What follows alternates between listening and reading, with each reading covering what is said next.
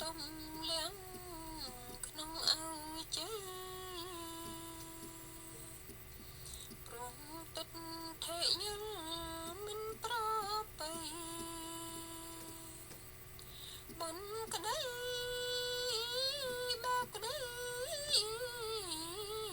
អត់អំពើអនលងទី4គឺអវិជ្ជាបងសត្វនេះ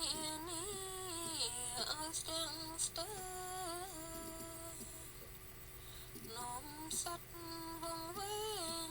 មិនឲ្យធ្វើអំពើបន្ទានសិលភាវនា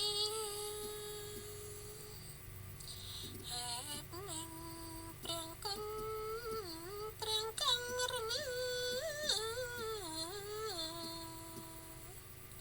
គង់លើអាសនា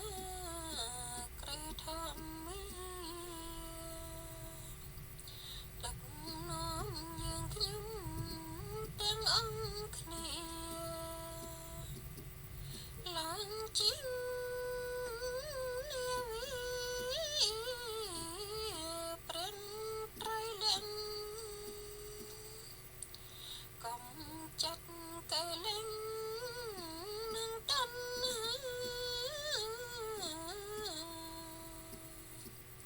ព្រមទាំងអវិជ្ជាដោយរិយមគ្គកាច់បំបំបងសង្សារចាំងចូលកាន់អមតៈព្រះ